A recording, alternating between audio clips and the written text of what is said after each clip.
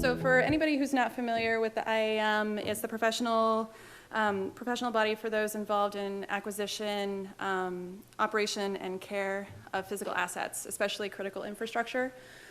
It's also for professionals around the world who want to further their understanding and knowledge of asset management. So I think we have like I said, a good lineup tonight to meet those objectives of the IAM. Quick format. So Nick is going to speak next, and then we're going to do a few questions, as much time as he can stay with us. And then we're going to have two presentations, and if you would, please hold your questions for the presenters until we get to the Q&A session following Eric's presentation. That would be great. So with that, introduce our keynote speaker, Nick Stravropoulos. So Nick is the president of gas at PG&E. He's been in the industry for 35 years in the US as well as international gas industry. He joined PG&E in 2011. Prior to joining PG&E, Nick served as the executive vice president and chief operating officer at National Grid. And he was also, before that, president of Keyspan Energy Delivery. So Nick is a native New Englander and will occasionally quote Bill Belichick in meetings to inspire us. So with that, I'd like to welcome Nick Stravropoulos.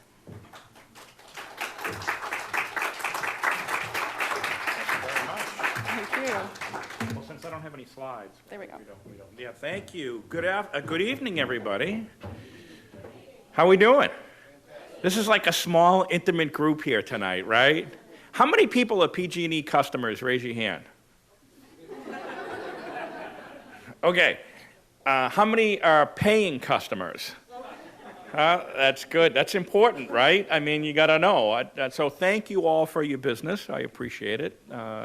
We appreciate it, PG&E. You know, we serve 14.5 million Californians here in the territory just north of LA, going up to the Oregon border, where depending upon how you measure it, either the second largest or largest combined electric and gas company in the country. And so we're really proud of the tradition that we've played here in California to be part of the building of California. I came here 5 years and 2 weeks ago from Boston, and where it was wicked cold, right? And it's so nice to be out here. No snow, which is fantastic. But when I came here, the big ask that the PG&E's board of directors asked me to take on was to really improve the safety and reliability of our gas network. So I came here 9 months after the incredibly tragic San Bruno explosion, where 8 people were killed, 35 badly injured, and a whole neighborhood in San Bruno was destroyed. Such a horrific event, such a horrific tragedy. And so I had been leading gas companies back east that had the oldest infrastructure in the United States. Boston Gas Company was formed in 1823. And on my desk, if anybody wants to come visit here in San Francisco, I actually have the last piece of pre-Civil War pipe. I have a piece of it on my desk that we took out from the ground under my watch. And what's interesting about that piece of pipe is if we had really good asset management principles in place, we probably would have left it there because it was pretty gosh darn good, believe it or not. And there's newer pipe that if we had applied more effective analytics, we probably would have replaced that much newer pipe before that older pipe. But we didn't think about that as effectively 20 years ago, right? And so we've matured greatly. So PG&E's board asked me to come out here and to lead our gas business. And quite frankly, our mission's very simple. Our goal is to be the safest, most reliable gas company in the country. That's the mission that I signed up for. That's the mission that all of our people have signed up for. I've had the opportunity to recruit some of the best talent in the industry. We've brought people in from, I think we're up to 15 or 16 different states, Canada and the UK, people with tremendous gas experience. And also, we've been able to recruit people that have tremendous passion for our goal and the particular functions that they're really good at. And we really didn't have in place a professional asset management function like we know it today. So I had, under my leadership in my previous company, we were certified under what was then known as PAS 55. And so I wanted to bring that rigor and structure here to PG&E. And we use Lloyd's Register as our independent assessment company. And when we first did that assessment in 2012, I believe we had significant deficiencies in 22 out of the 24 major categories of PAS 55. So we knew we had a real challenge on our hands as to how we were going to go about taking on this effort of trying to improve our asset management capabilities. So why was that really important, right? So does anybody remember their high school geography? As a little test. So I was back at MIT and for the month of July. I had the privilege of attending their nuclear reactor training program for executives. And so I was there for 3 weeks, and the first 3 days we went back and we redid calculus. And it was like, oh my goodness. And my wife asked me, she said, do you remember how to do it? And I'm like, I remember how to do it. I don't even remember what it is. So that was a little bit of a challenge. So I'm challenging you to go back even further to your 5th grade geography. And how many miles is the circumference of the Earth? 20 what? 20, it's pretty good. Somebody's Googling it right now. I see him in the back. He's Googling it. Yeah. 2 pi r. Yeah, well, that's a little formulistic approach. It's almost 25,000 miles, 25,000 miles. Well, my team at PG&E is responsible for the safe operation of 75,000 miles of underground pipeline, 75,000 miles of a pipeline that transports a flammable product at pressure throughout the streets and rights-of-ways of Northern California. Any inch of which, if it fails, can result in serious injury or death, right? So that's a tremendous responsibility that we take on, that we operate enough pipe, high-pressure gas pipe, to circumnavigate the Earth 3 times. And I fly back and forth a fair amount to the East Coast, so you think about that 6.5 hour flight, depending upon the jet stream. And early on when I came here, I was flying back to Washington, D.C., and I had a window seat, which I don't normally do. I usually like the aisle. When you get older, you like the aisle. There's a reason for that. And you don't have to bother anybody, right? So I just looked out the window for the entire flight. And you start over the mountains here out west, and you go into this vast territory where you don't see anything for a while. And then you finally come to a few cities, and you see snow ranges, and then you see giant lakes, and you see other cities. And you finally arrive, and you realize that was only a few thousand miles. And if we just operated a pipeline from San Francisco to Washington, D.C., that would be challenging enough. But to be able to do that all across the globe 3 times is a unique and particularly important challenge for us. In addition, we operate all of the systems that are necessary to make that network work effectively. And the risks that those different elements of those systems face are different, right? So we broke into 8 asset families when we started to think about asset management, because it wasn't just our gas distribution lines. It wasn't just our gas transmission lines, but we operate some of the largest gas underground storage fields in the United States. We run and operate compression facilities. So we take gas from 600 pounds per square inch and boost them up to north of 1,200 pounds per square inch. We operate instrumentation and regulation facilities. We have some of the largest liquefied natural gas and compressed natural gas facilities. So we needed a structure, right? And you're going to hear from our other speakers today about how you think about assets. We understand we have to know what assets we own and operate.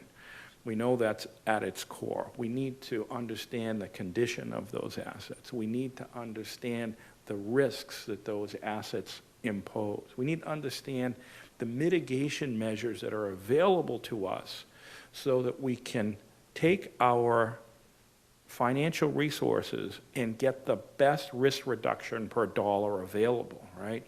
And so the fact that we operate assets as part of this giant gas network that have different risk profiles, we needed a way to really think through that effectively so that we could evaluate the proposals that we were getting to mitigate risk in an asset like underground storage.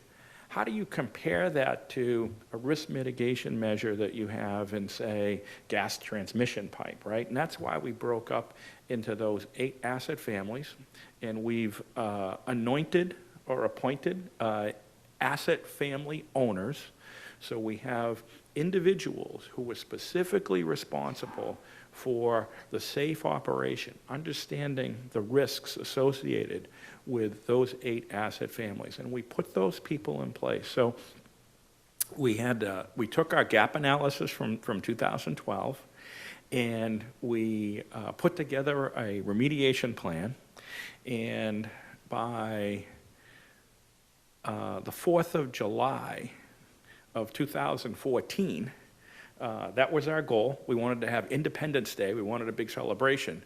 But we beat 4th of July of 2014. It was Mother's Day in May. So instead, we were like the mother of our gas system, where we received certification under both PAS 55 and ISO 55000, which had come out. We believe we're the first gas company in the world to hold those 2 certifications. As it turns out, PAS 55 and ISO 55000 is not incredibly well accepted in our industry in this country.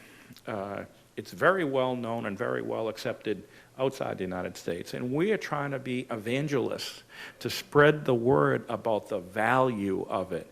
And unfortunately, a lot of our peer energy companies, energy delivery companies, have not yet shown the foresight to really think about and adopting these asset management strategies. So it's wonderful for me to see so many asset management professionals in the audience representing other industries, because we are really working to push our corporate real estate group. But we're one of the largest holders of real estate in California.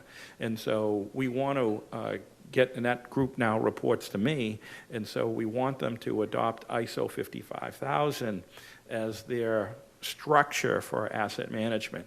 I think we can apply it to our fleet operations. We have the largest fleet of vehicles of any electric and gas company in the country as well. Why can't we think about the fleet in the same way we think about our large assets? And so we're really trying to push the envelope in that regard, and we're spreading the word. We participate in industry conferences. We try to invite other utilities to come out and visit with us to learn more about what we do. With Eric today to share what Cushman & Wakefield is doing, right, on their journey around asset management. And so it's just been, for us, an amazing way to help us achieve our goal of becoming the safest, most reliable gas company in the country, right? It gives us this incredible structure within which to operate. And I can say that I think unequivocally that my people thought I was crazy when I first proposed the idea of adopting past 55. And I told them, you're gonna love it once you get good at it. And that what you do now, you're gonna find out is inefficient and is quite chaotic. And I think that 95% of the people that are involved in the process would tell you that we would never want to go back to the way we did it before. I've got some colleagues here. What do you think? I mean, is that a fair sort of assessment? I mean, I think the asset family owners that we have really enjoy the process. One of the tenets of ISO 55000 is continuous improvement. And so we're really challenging ourselves around continuous improvement, because once you earn that ISO 55000 standard, you have a reassessment at the end of a year, and then if you pass that assessment, you don't have to have them back for 2 more years, right? Well, we have Lloyd's Register back every 6 months, and we want that so we don't have any snapback effect.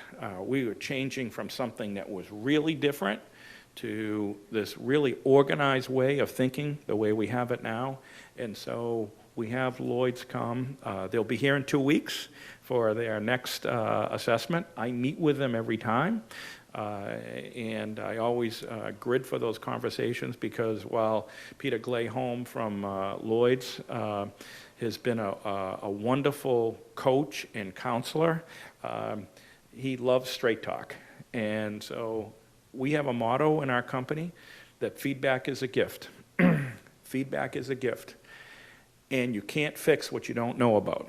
So, while we appreciate knowing the things we're doing well, you got to be straight with us and tell us what where we sort of need to improve. So I just wanted to share with you a little bit about this, I really think, remarkable asset management journey that we went on.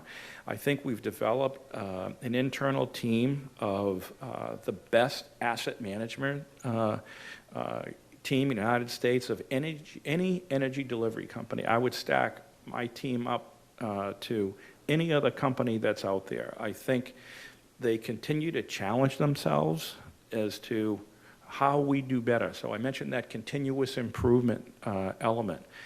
When Lloyd's comes back, we always present to them our improvement plans, not on all 24 elements, but where we think we need to improve. And the first place we start when they come back 6 months later is, here's what we said we were going to do, and let us show you what we've done. And sometimes we've done it, most of the time we've done it, and sometimes we haven't. But we try to show that we have a do-say ratio equal to 1. Whatever we say we're going to do, we try to do. And that really holds us to be very, very accountable. But it goes back to the understanding that we have this tremendous obligation that if any inch of those 72,000 miles doesn't operate, it means we're releasing a high-pressure flammable product, and that line could be running in front of this building, in front of your house, in front of your kid's school, in front of your mother's nursing home. And we understand that obligation that we have to provide for the safety of not only the employees at PG&E, the 23,000 people that work on our team, but for all the 14.5 million Californians that we provide service to every day. Now that's just the gas business, and we're trying to do the same thing on the electric side of our business. But the gas part of our business is clearly where we have the most exposure with this product. We also operate the Diablo Canyon Nuclear Power Plant, and the nuclear industry has really adopted asset management principles for the last 20 years. Ever since 3 Mile Island, they've really pushed the development of probabilistic risk assessment so that they can quantify risk around what exposures that they have and where you should invest money more effectively. And I think we're just sort of trying to catch up to that going back. I will conclude by sharing with you, I got to boast a little bit here, what Peter Glayholm told us. And Peter heads up their global utility practice, and he has participated in certifications at 45 different utility companies across the world. These are the largest. Some of them make us look tiny by their size and scale. He said that at PG&E, we improved the most over the shortest period of time than any company that they had visited. So from their initial assessment to their certification, we improved the most over the shortest period of time. And that was great to hear, right? I mean, that did my heart great. But what I was most proud of, he said, of the 45 companies that they visited, that our people, the attitude of the workers in the field, and that's where they visit. They go out and they go across our territory. They drove 1,500 miles during their first assessment. He said the openness, the willingness, the dedication of our field workers was second to none of any company that they've ever visited. So that made us extremely proud. And I'll end where I started. It's really about you all. You're our customers. You are the ones that empower us to do what we do. You're the ones that we serve. We know that you expect us to provide safe and reliable and clean and affordable service. And that's really what we're trying to do. And the asset management process that we've developed is a critical success factor in order to enable us to achieve that objective. So thank you very much, and thank you for your business, and thank you for your attention. I know we have time for some questions, so open it up. Hey, Nick, I have a quick question for you. Yes. By the way, I'm not one of your customers. I live out in the sticks, and so we don't get your gas. But You get electric. Yeah, it's all the same. One company, one way. So Yeah. the question I have for you is, if you look at the ISO or the PAS 55 certification, when you look at the institutional organizational roadblocks to implementing it, and all the various things you need to jump through with your organization and Yep. organizational change, what do you think was your biggest ROI when you look at your return on not only the cost and the management effort, but even the organizational disruption and whatnot? What's your biggest return on that investment cost? Yeah, that's a great question. So I'll answer that in two ways. The biggest ROI is I sleep better at night. Yep. Okay, so it's manager. I like to sleep. And so when I came, I like structure. And so we were investing a lot of money. I wasn't sure that we were getting the biggest risk reduction per dollar that we were spending. I wasn't sure that we were spending the money in the right place. And when I came, the compact that I made with the board of directors is that I'm here for one mission, to build the safest gas company in the country, and I'm going to need resources to do that. And I'm going to need a lot of money. So I've invested over $3 billion of shareholder money, right? And so I needed to be able to sleep at night, that I could look people in the eye, that that money was going to go. I'm sure we didn't get it 100% right, clearly, Yeah. but that's a big ROI for me. The other thing is we can measure, quantitatively where we've improved the safety of our network. And so it's like trying to prove a negative. So what's the cost of not having another explosion? And so that's a really other big element of us. So it's not like what we're doing is going to improve the productivity of our operation or continuing us to flow. So it's got to be that, we have to have confidence that what we're doing prevented something bad from happening. Okay, I'm a shareholder, tell me what my benefit is. The benefit to you is that we now have the confidence of our customers. Our customer satisfaction is the highest that it's been in 10 years. That relationship that we have with customers gives us permission to offer other products and services that will increase our revenue opportunities to get a bigger share of wallet. It will give us a higher likelihood that the investments that we make into our network, that our regulators are going to give us the opportunity to recover and earn a return on that investment for our shareholders. That's probably the direct question. Yep. Is that regulatory? Yeah, no, it's all, I think it's all the above, but great question, thank you.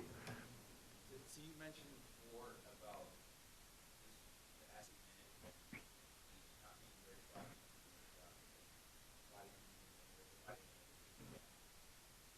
Those weak positions, what was the process of identifying how to take this process? Yeah, so we had to recruit a lot of talent from the outside. We had a very, very strong electric group of people. And when I came, the electric and gas company operated together, and that's not the model that I was used to. In my previous companies, while we had very big electric and gas companies, we sort of ran them separately. One company one way where we could, but we kind of ran them separately. Our chairman and CEO, Tony Early, who comes from Detroit, DTE, he had the same model as well. So when we came here virtually the same time. We told the board we're going to split them, and when we did that, the top 50 positions in the electric group were filled with names in the boxes, and in the gas group, about 70% were empty. So we had to bring a lot of new talent into the organization. And so what we were looking for our asset family owners were people that had knowledge but had passion for wanting to do the right thing rather than the minimally compliant thing. What we found in our industry when looking for people is that there are lots of really good, knowledgeable people, but they're minimally compliant people. And we were only looking for the do the right thing people. And so that was very, very important. And, quite frankly, we had to make some changes. Even though we put some asset family owners in early on, may not have gotten it, and didn't make them bad people, but it just, maybe wasn't right for them. And so we had to sort of make some changes there. So it was quite a process to get things up and running. So what would you say was the timing of the change? Yeah, we were on hyperdrive, and I also had a burning platform. So when I came to PG&E, one of the first trips I made was to Washington, D.C. to meet with Chairman Hersman. Debbie Hersman at the time was the chairman of the National Transportation Safety Board, who was the group that investigated the accident. And she really advised me to go out and visit other companies that have had serious accidents. So I took a team up to Alaska Air. And for those of you who might remember 15 years ago, Alaska Air had a terrible crash off the coast of California where a jack screw let go and the plane flipped over and crashed. We visited Tennessee Eastman Corporation in Kingsport, Tennessee, one of the largest chemical plants in the country, and they had a horrific explosion 60 years ago, and they remember to this day, every new employee views the 8mm video that they still have of that explosion, I think in 1962, 1963. So, What I saw at those companies is they had this burning platform, and that if you don't use that, shame on you. And so, well, I think it took for us, 2-3 years to really get the culture to get to the point where I was feeling comfortable. We never rest. I had that burning platform behind me, and so I would imagine it would have been a much bigger challenge without that. So it was like, hey, we have to do something significantly different here. The other thing that I had was the support of our union. We have the largest IBEW union local in the country, and I must say, from day one, they've been fabulous partners. Second week I was here, I went to Vacaville, where they have their union headquarters. They have their union hall, and I broke bread with them. I go and visit them every 4 months or so with my jeans. I haven't brought a PowerPoint presentation out here. You can see I'm not a PowerPoint guy. I don't have any slides. And I go out in my jeans, went there by myself, and asked them for their help. I said, hey, you people work on this system every day. What do we need to do? And so I got a 2-hour ass kicking about what we should have done over the number of years. So I had to remind them, hey, I wasn't here, fellas, but then we were able to have a dialogue, and I would say about 70% of what we've done over the last 5 years, probably in some way or fashion, were identified by those 30 people in that room. And so getting them on my side was a huge culture change, a huge benefit to the culture that we were trying to change, because they were on board and they saw we were serious and we were trying to do things. And the big thing was our do-say ratio, right? Whatever we told them we were going to do, we did. And so once they saw that, we were able to move, and there's 15,000 of them, right? And so once the leadership of the union, and so you try to get anything done, it was 28 negotiations across the table. And so that was really difficult to change anything. And so I had that benefit. I'm pushing, I took on responsibility for our corporate real estate group. When was it, like 9 months ago? And we're really trying to push ISO 55000 to get that team to adopt that, and we want them to be thinking in that direction. We're nowhere near as advanced as we want to be, although any new facility that we've been able to build, or any facility that we've redone, we've really have done that through the eyes of our coworkers, and what type of environment would be best for the type of work that they're doing, and we really tried to think about it for that. We're in the process of rethinking our headquarters, and I have the opportunity to restack those headquarters, and we need to think about that. We're way behind in that, your point, right? We're way behind, way behind. From San Francisco, we hope you stay. We're here. Thank you. Thank you. Thank you. Thank you.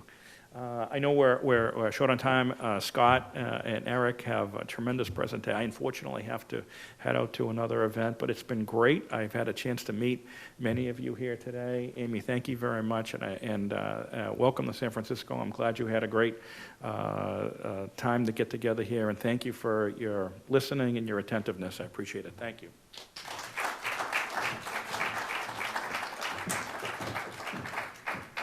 All right. So next up, we have Scott Morris. Scott is the Associate Director of, there we go, of Global Engineering at Sanofi. Did I say that right?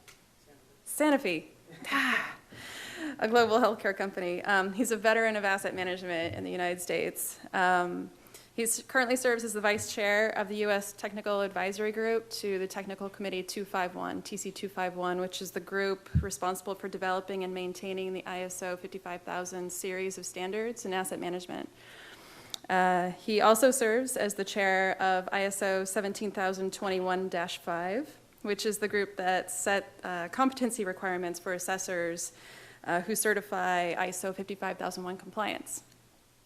He's a member of the executive board of the IAM USA chapter. And if that wasn't enough, he also is an instructor for the ISO 55000 course through the University of Wisconsin. So please join me in welcoming Scott Morse.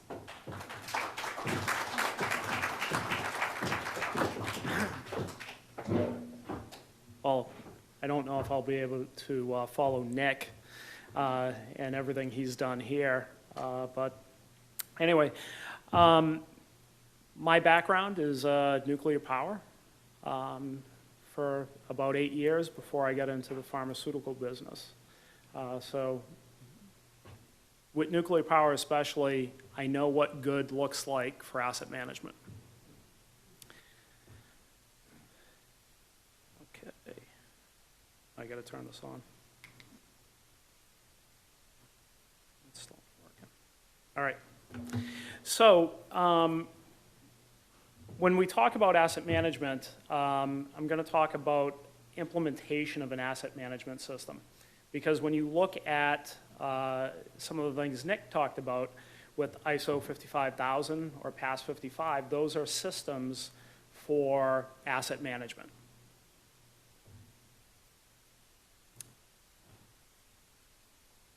So why do we want to do asset management?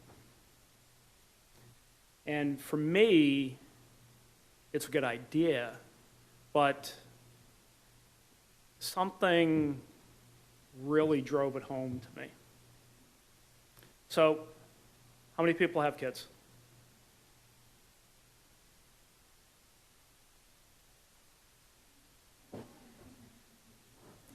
So, can you remember the first time you saw their smiling face? Can you remember that high? I mean, you're just on top of the world. Now, you bring your bundle of joy home, you're happy, you know, it's a new experience. But what if, after a little bit of time, something isn't right? That you see all the other kids progressing, but your kid isn't. And you notice that they're not excited, they're not crying. And you take them to a doctor, and the doctor tells you that your child has an incurable disease that there's no treatment for.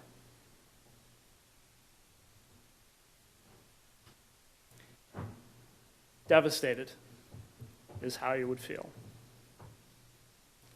Luckily for my business, we are able to provide treatment for very sick kids.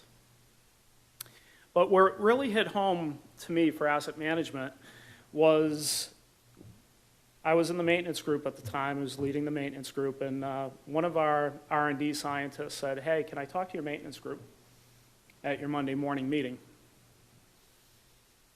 He said, "Hey, just want to let you know, we're in clinical trials for a new product, and we've run out of material. And we need to make this run of product, and it's going to take about a month, and we need to make sure that we have all the utilities and all the equipment run for this month. Because if we go down and we lose this run, 6 kids are going to die." And that was my aha moment for asset management, because I asked myself, why did he feel compelled to come and tell us that he needed the equipment to run for a month? Why didn't he just assume that his equipment was going to be running for a month? So when we talk about the why, this is the why I got involved with asset management, and I've been a proponent of asset management and very passionate about asset management because of those 6 kids that ended up living and are leading productive lives right now. So, evolution of asset management systems. So, going back to where we were, our company was growing 20% year over year, because we were the only company able to provide treatment for the diseases that we had products for. So, tremendous amount of investment in equipment, but not a whole lot of thought of how that equipment was running, how we could repurpose the equipment, how we could reuse the equipment, how we could make our equipment reliable and get the most out of it. So we started asking some of the questions of asset management. What do we even have? Because we were very bad at saying, what do we have? Because it would just show up. And we had to go through and create procedures and things to make it run, because as soon as the equipment was ready, we needed to run it because we needed to treat a whole lot of sick people. When we go through and look at the investment, cost really wasn't an issue because we were growing over time and we were treating sick people. And although we were making money, everybody's goal at my company was we need to meet unmet medical needs for people. So that was the goal. That was our burning platform. So we got a bunch of stuff, didn't know exactly how much it was worth. We kind of knew where it was. We knew that it needed to run, but not everybody in the company knew when it needed to run at any given time. You know, the production department would know when it was running, but that may not have translated into the maintenance schedule. How much money will I need to invest, and how long is this equipment going to last? Because with pharmaceutical, unlike, you know, a pipeline company, you put a pipeline in and you expect it to last a long time.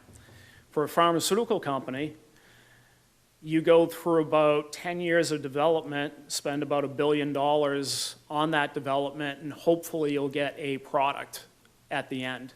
For every 10 candidates, you go through that $1 billion process, one of them will be successful.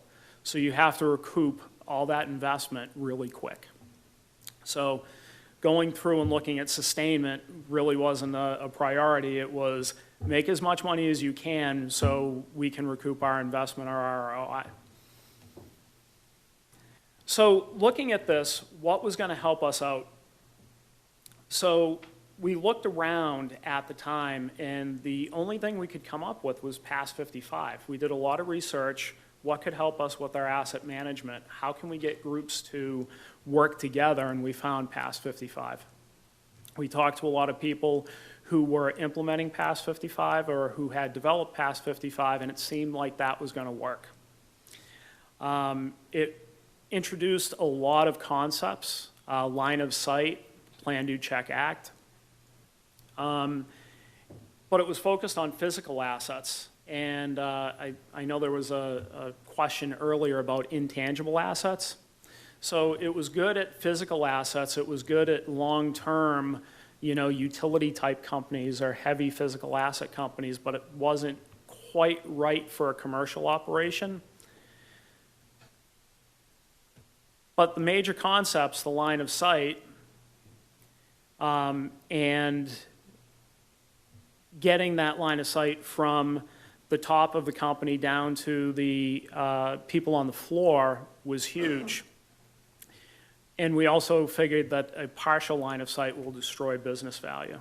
So if you're not looking and you're not working together, how much value have you lost?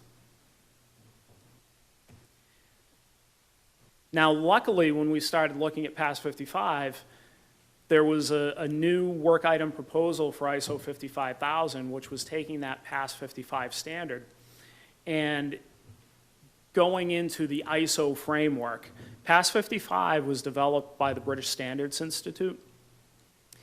So it was great. It came out of England. They had an awful lot of issues with privatization of industries. At one point in time, most of their industries were nationalized. But once they privatized, they had a lot of issues in saying, how can a private company make money off all these assets? So PAS 55 was a building block, and what we found is that more and more companies all over the world were developing PAS 55 standards or implementing PAS 55. So the British Standards Institute went through and petitioned ISO and said, hey, this seems like a good idea. Everybody is getting on board with it. Why don't we make it an ISO standard?